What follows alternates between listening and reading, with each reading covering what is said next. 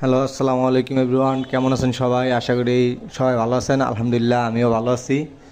তো আজকে আমরা তার টানতেছি, আমি, রবিন ভাই, আলম ভাই। আলম ভাই হচ্ছে আমাদের কন্ট্রাক্টর, যার আন্ডারে আমরা কাজ করি আর কি। তো ভাইও আজকে সাইডে চলে আসছে, মানে কাজ দেখার জন্য যে কী অবস্থা, কতদূর হইলো কাজের, এই খোঁজ খবর নেওয়ার জন্য। তো ভাই সবসময় আসে না আর কি। তো আজকে আসলো যে কাজের কী অবস্থা দেখার জন্য আর কি। অনেক দিন ধরে আমরা কাজ করতেছি, তো ভাই আসে না। তো এই অবস্থা। তো রবিনে একটা বাথরুমের তার টানতা ছিল, মানে সার্কিট দিল, তারপর হচ্ছে পাওয়ারের সার্কিট দিল। তো অবশ্যই আপনারা যারা বাড়ি করেন অবশ্যই খেয়াল করবেন যে মিস্ত্রিরা কীভাবে তার টানতাছে বা সঠিক নিয়মে তার টানতাছে কিনা। অবশ্যই কন্ট্রাক্টরের সাথে পরামর্শ করে অবশ্যই যে কোনো কাজ করবেন। হ্যাঁ, ওই যে অনেকে আছে টাকা কম লাগে বা মিস্ত্রির টাকা, কন্ট্রাক্টরের টাকা বেশি দেওয়া লাগে, এই জন্য করে কি আপনার কন্ট্রাক্টরে কিছু না জানে, তারা মিস্ত্রির সাথে কন্ট্যাক্ট করে কাজ করে, কিন্তু দেখা যায় শেষে ওই মিস্ত্রির যে টাকা দিছে বা কন্ট্রাক্টরে যে টাকা দেওয়া লাগতো ওই টাকা বাঁচার যায় তার 3 গুণ টাকা গুণা লাগতেছে। হ্যাঁ, কারণ মিস্ত্রি সব কিছু বুঝতে পারে না। তো তার মতো করে হয়। আর একটা কন্ট্রাক্টরের যে অভিজ্ঞতা, হ্যাঁ, সেই অভিজ্ঞতা কিন্তু একটা মিস্ত্রির নাই।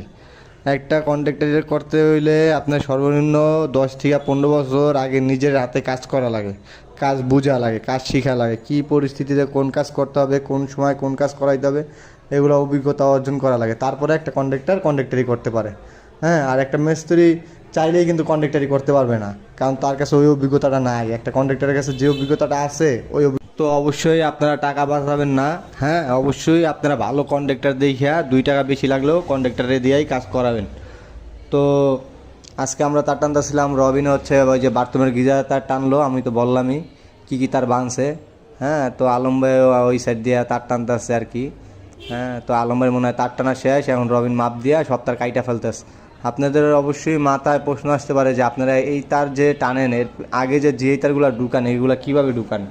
তো আমরা এই যে গাঁথনি করে বা গাঁথনির আগেই আমরা এগুলারে পরিষ্কার করি, সাথে দিনকে পাইপ দিই, ওই পাইপগুলারে পরিষ্কার করে সুন্দর করে জিআই তার ঢুকাই। হ্যাঁ, জিআই তার স্টিলের লোয়ার এক ধরনের চিকুন চিকুন তার আছে, মোটামুটি 16 নাম্বার, আমরা যেটা দিয়ে কাজ করি ওটা 16 নাম্বার।